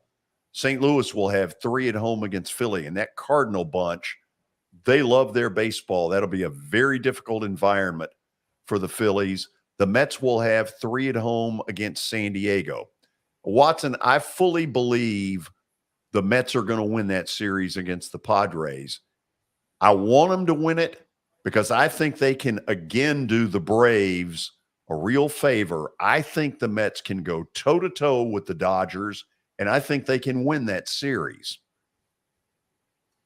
Yeah, but I think the Braves, of the 4 that are on the right, I would rather play anybody. I'd rather play anybody but the Cardinals. Yeah. The Braves can beat the Mets. We've proven it. We can beat San Diego. We wore the Phillies out. And the Cardinals is the one team I wouldn't want to play that we're going to catch. So I'm a little concerned about that series, to be very honest. Okay. Well, hold on that. We'll get to that. Boy, you jumped. You just flew right past where I was going. Well, take me backwards. Okay, I'm going to. I'm good at going backwards. 2nd and 13. Backs are in the eye. Yeah. Do you believe the Mets are good enough to beat the Dodgers in a short series? In a short series, yes. In a 4 because it would be a 5-game series. Yeah, they can because of their pitching. They can beat anybody in a short series, but the way they performed against the Braves, I don't know, man. I'm very disappointed in the Mets, even though I was for the Braves' heart. But that was embarrassing to me. All you got to do is go in there and win one game, and you're probably going to win it. And you can't win one game with your 3 best pitchers going. So I don't think they'll beat the Dodgers. That's just personal. Here is, Billy, one of the things that I wonder about with the Mets. It's a great pitching staff. I mean, when you can load up Scherzer, Jacob deGrom, Carlos Carrasco, Taijuan Walker, Chris Bassett. Not that they'll use all 5 in any of these series, but that's a dadgum good rotation. My worry is that deGrom is not 100%. Second time in his career, he gave up 3 bombs in Atlanta. Only one other time in his career has he ever done that. Right now, he's too hittable. The Mets need the Jacob deGrom, who's a stud. Just like the Dodgers need Clayton Kershaw, the stud. It's all about pitching. I mean, and the Mets have it, but the one player they need, the one pitcher that has to perform for them is Jacob deGrom. And if he pitches the way he did against the Braves, I'm with Watson. The Mets, they may lose to the Padres. I mean, because the Padres at the plate have been phenomenal too. So I think this is one of the more wild. We could see some wild things, in especially in that NL side, George. Yeah. I think with the Mets and Padres, not saying it's a toss-up, the Mets should win, but I wouldn't be surprised if the Padres come out. Right. And, you know, the way the Phillies are playing, we've seen what a hot team coming into the playoffs can do as well. I would expect the wildest especially in that NL side. So Cardinals, Phillies, all of those games are in St. Louis. And as Watson mentioned, St. Louis has had some past history where they've really had some success and gotten under Atlanta's skin. Watson, I think one of the things the Braves needed, and what they've done is incredible. I mean, it took 101 victories to get them a division title. That's how good the Mets were. Yep. They pushed Atlanta absolutely to the brink. So how you put a playoff roster together is really interesting. For instance, I want no part of Jake Odorizzi on that roster. Although he pitched halfway decent last night, this is a trade acquisition that's been a dud. He just hadn't given them what they really needed. And the Braves are teetering right now on Spencer Strider, who might be the National League Rookie of the Year, and anybody who saw him, they know how electric he is. This guy is 99 on the radar gun in the first inning, and he's 99 at the end. He's electric, but he's got an oblique. And Watson, I'm hearing them kind of hedge their bets. And I'm wondering if they're really, what they're trying to do is say, okay, can we keep him out of a St. Louis Phillies series and win it, and then bring him up when we play the Dodgers? Well, I'm not sure he'll be ready, but till the Dodgers. That's a pretty good injury, George, and it doesn't heal overnight. And it's been a little bit, but personally, if the top three pitchers for the Braves that'll be fresh, you won't have to use Strider. Your pitching should be fine, but they can't win the 4 out of 7 against LA without him, in my personal opinion. 3 out of 5, yes. 4 out of 7, 2 out of 3, but 4 out of 7, they've got to get him back. That team at the bottom is the Godzilla, the Dodgers. So what is it I've talked myself into that gets the Dodgers out of this picture and gets Atlanta back to a World Series, which is obviously what I want? I am trying to make myself believe that if the Dodgers have to play both the Mets and the Braves, they're not going to be able to beat both of them. That is a real gauntlet to go through those two. Now, I hear what you're saying, Watson, that St. Louis can be a problem, and they certainly could be. But if you avoid playing both the Mets and the Dodgers, advantage Atlanta Braves. Being the 2 seed looks to me to be easier than being the 1 seed. I agree. Could you imagine, though, if the Mets make it through a Braves-Mets NLCS? That would be unbelievable. That city would go crazy. Berserk. And they have the higher seed, too, so they'd have home field. The Braves, that win last night was maybe the biggest win in the past few years for the Braves, because they just secured the advantage of the top half of that NL bracket. I think I agree with you, George. Yeah. Watson, got any thoughts there? I think 2 is easier than 1. I'm not big on the Mets right now. Sorry. They did not play well down the stretch. You're just a big old wet blanket, aren't you? Well, I'm just being honest. I was not impressed with the Mets. You can't go in and win 1 game in Atlanta. Yeah. And to let Atlanta catch up. They did not play well, guys, down the stretch. They won a lot of games late in games. I can remember a game where we were down 4-0 in the 7th inning. They came back and won. They have not played near as consistent a baseball as the Dodgers, the Braves have played. And I might even throw the Cardinals in there. They have not. So I'm not as big on the Mets as you guys are. I've heard some rumors. The past couple of days about Buck Showalter throughout his career not being able to close out seasons, and not, he's had great teams, but they haven't closed well. Is that true? I mean, I don't know. I don't know enough about his career, but I think the world of Buck Showalter. I won't go there, but it's just they're not performing. They're just not getting it done, and I think it's been their pitching. Scherzer's been hit lately. DeGrom's been hit lately. They've been not human. just by the Braves. They both have not been strong down the stretch at bad times. At bad times. I mean, who'd they play? The Marlins before they came to Atlanta. They struggled with the Marlins. Barely got out of that thing alive. I think that was the team. They were down 4 runs in the bottom of the 7th against the Marlins and won the game. And so I'm not as big on the Mets. I think it's Atlanta and LA, and go at it because they're the 2 best teams on that side. And that's got to be demoralizing too for the Mets in terms of their mental. I mean, you had a shot; it was right there. That 2 seed was right there for you, and now you got the 4 seed. If you got to face the Padres, who aren't easy to face. If you win, you get the Dodgers. If you won 1 game in that series, you'd be playing this last game for the division tonight, just to win 1. That's what's shocking. And they couldn't win 1 game out of the 3. And the best pitcher for Atlanta didn't pitch, who I think was the best one throughout the year. I know we say Max Fried, but I think Strider is the best pitcher all year long. Watson, who wins it all? Huh? Who wins it all? The winner of the Braves and the Dodgers win it all again. Billy? Yeah, I agree. I mean, I just don't. That NL just looks better.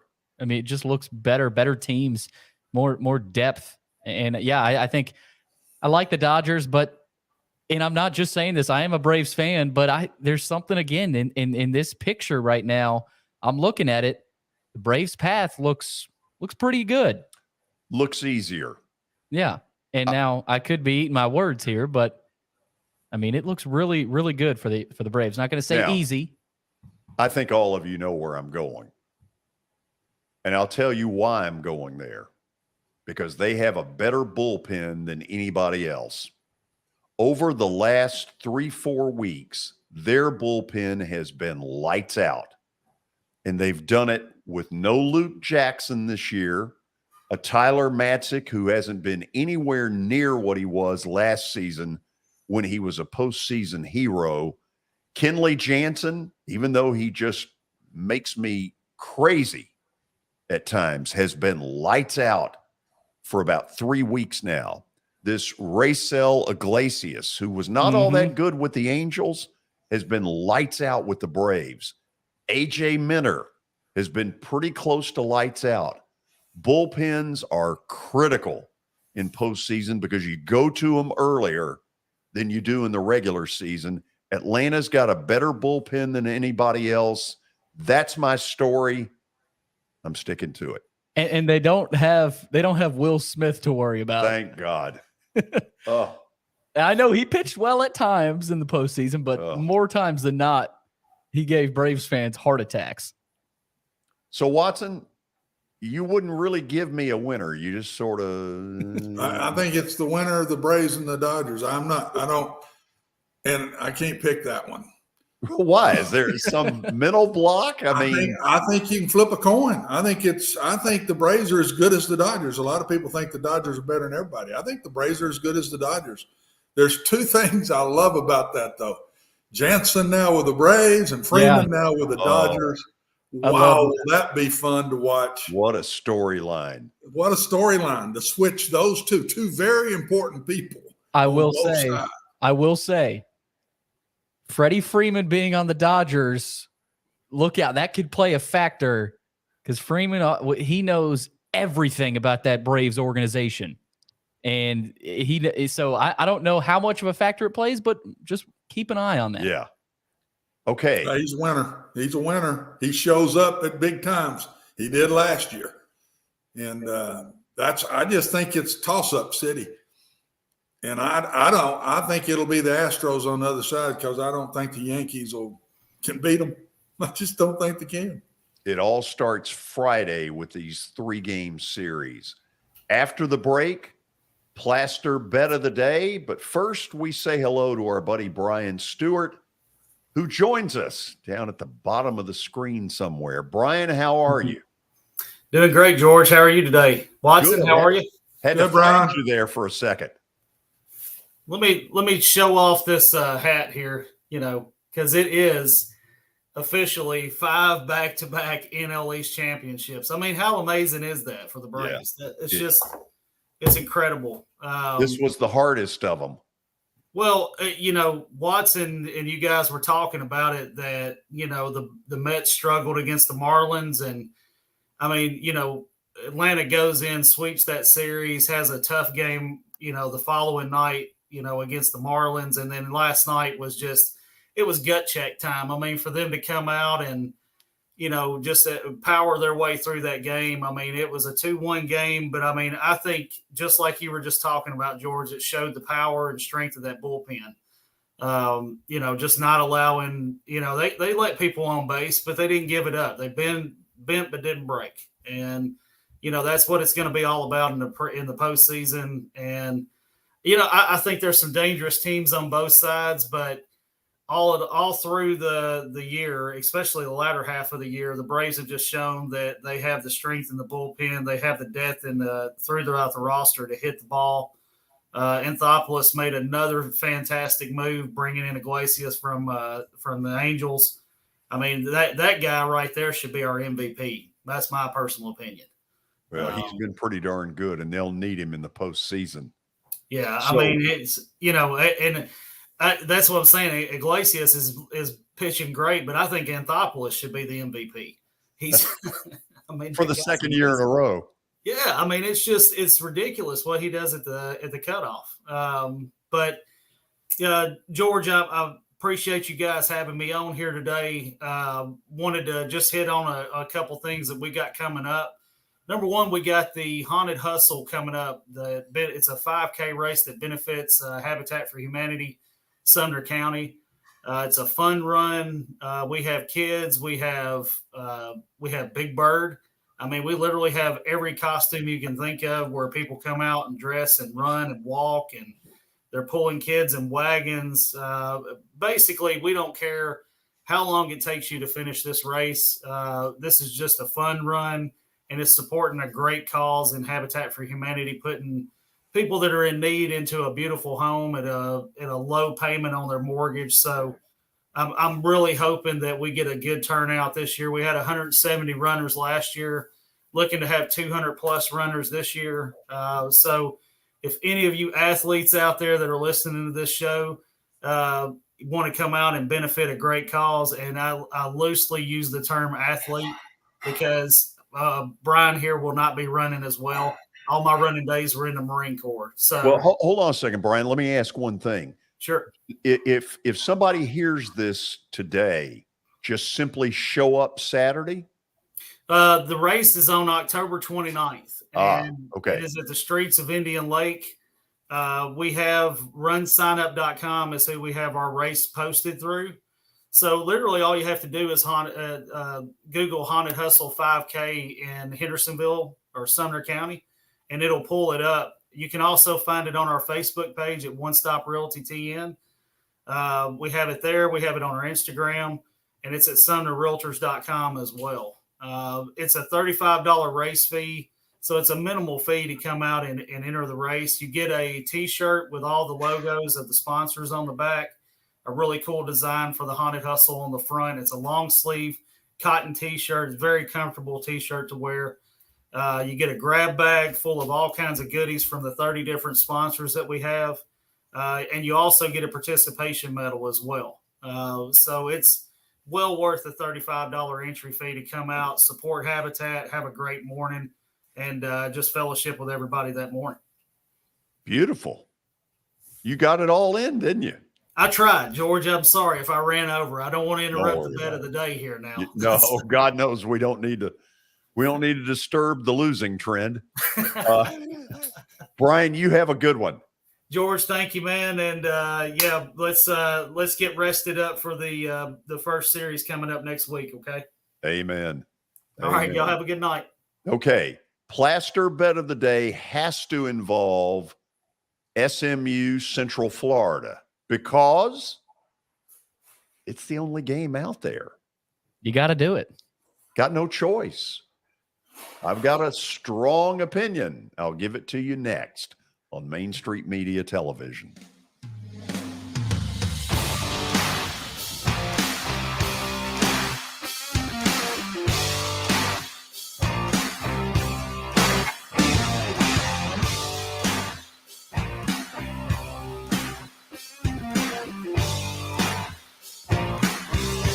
Serving Williamson and surrounding counties, Bone and Joint Institute of Tennessee offers comprehensive orthopedic care with 16 subspecialized physicians. Our practice provides high-tech care with a hometown touch. We offer physician clinics, physical and occupational therapy, advanced imaging, and surgical services, including interventional procedures. Call us at 615-791-2630. We're Bone and Joint Institute of Tennessee. High-tech care with a hometown touch. This is attorney Bart Durham, and this is me. I'm Aaliyah. Keeping in good physical condition is really important to me.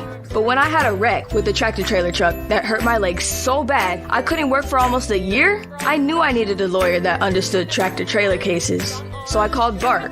Bart gets millions of dollars for his clients every year. At Bart Durham Injury Law, we've handled hundreds of tractor trailer cases.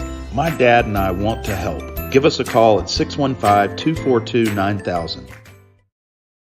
The high school football season is here, and nobody handles Friday nights better than Main Street Media.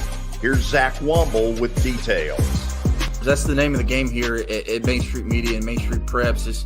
We've been doing this for a long time now, and I think you hit on it. We've got an army of reporters across all of Middle Tennessee. I think there's about 130 schools in the Middle Tennessee area, and we try to cover all of them. We cover about 11, 12 counties at this point.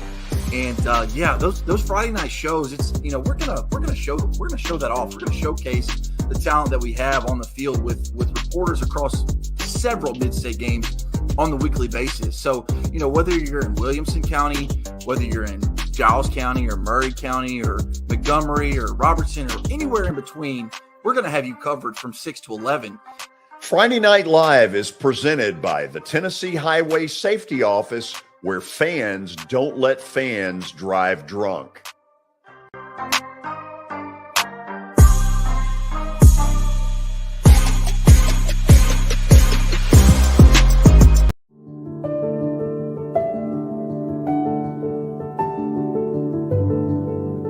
Welcome to the Omni Nashville Hotel. Urban elegance with a vintage touch. Our 800-room hotel opened up in the fall of 2013 with 746 guest rooms and 54 suites.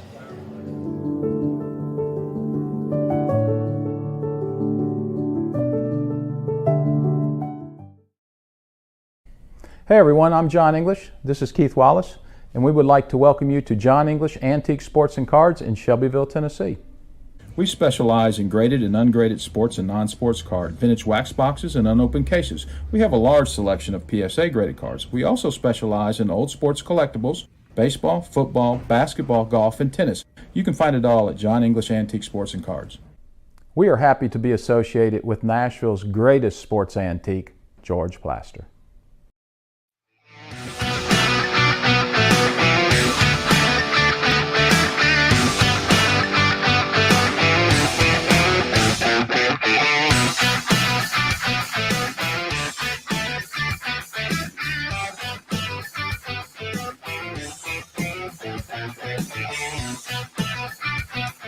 Welcome back into the George Plaster Show. It is now time for Plaster's Bet of the Day. We've got college football tonight. I wonder where he's going. Bart Durham Injury Law is the sponsor. They have aggressively protected the rights of a broad range of victims of car accidents and personal injury in both Tennessee and Kentucky. If you, too, have seen your life interrupted by an injury on a highway, in a hospital, or at your workplace, let their attorneys do the work fighting for the full financial compensation that you need. Learn more about Bart Durham Injury Law by logging on to bartdurham.com. All right, let's take a look at some of the results from last night, George. Let's go. No, we have to. We got to do it. The Dodgers took the loss last night. I was shocked. They took the gas. They took their foot off the gas. Yeah. So the Dodgers take the loss. George falls to 41-46. Can you believe we've already had that many bets of the day? It's amazing. Watson, we need a win tonight. Yeah, I believe you've been saying that for a while. Yeah, thank you. It's always good to get your positive reinforcement. Here's where George is going. He's going with the Knights. Okay, and I want to explain this a little bit because I want Watson to either I agree or I don't agree. I want him to have an opinion. He waffled on that Dodger Brave thing like crazy. I want to see if he can take a stand on something. You ready, Watson? Yeah, buddy. Okay. Central Florida has a history of being really good at home. That's a check mark in their favor tonight. The problem is SMU's really good. So how am I going to make this work? In my mind, it's that John Rice Plumlee, the former Ole Miss Rebel quarterback, has got to step up his game. When I saw him against Louisville, he wasn't very good. And if he plays like that tonight, I'll be, what's that record again? 41-47. Yeah, whatever. No, that's not it. Put the record back up. 41-46. Yeah, that's. So you would have a loss, making you 41-47. No, hold on. Put it back up there. Put it back up there. Why are you not believing me? Yeah, that doesn't look good. Watson, he's got to play tonight. He's got to be good or I'm going down. So you're betting on John Rice Plumlee. Well, yeah. That's basically what you're doing. You're saying, absolutely. If he's good, I win. If he's bad, I lose. And by golly, I'm with him. It means I'm with him, win or tie. That means you're also betting against Sonny Dykes. Yeah, look, SMU's pretty good. I mean, Central Florida isn't going to win this game 10-7. They're going to have to score some points. Isn't Sonny Dykes at SMU? No, he left to go to TCU. He was the one. Oh, I'm an idiot. Brett Lashley is the coach. Lashley. Well, I knew Watson would correct me on that. Yeah. He can't say that, Watson. Yeah, he can. He's got to know who the coach is. Oh, no, he can say that. I mean, I've got to know all those things before I present, Did you know? Did you like know it bothers you? I just gave you Brett Lashley. He's the head coach. Why didn't you correct me before Watson then? I was paying no attention to you. Take that one, George. Both of you can go stick it. I'm going with Central Florida. I don't care whether either one of you like it. Oh, this is I don't feel good either way about it, so I'll go with you. But I don't feel good. Here's the beauty of it, Watson. I can't just sit there and play Switzerland like you do. Well, why didn't you take another baseball game? Because there aren't any tonight. The regular season ended. It's all day games. Okay. I had no choice. Oh, so you had to pick this. Yeah. Now, I even looked at the over-under, which is like 63, to see if maybe that was a better. Whew. Look, I'm not saying strong opinion like I did with 49ers. When you hear me say strong opinion, you go to the bank with it. Oh, yeah. I've heard that a bunch. Yeah. I would say you're cautiously optimistic. I would wonder about your percentage of buckets through my 3 years with you. I would just wonder what that percentage is. But it's not great, is it? I'm gonna go against you tonight. Okay.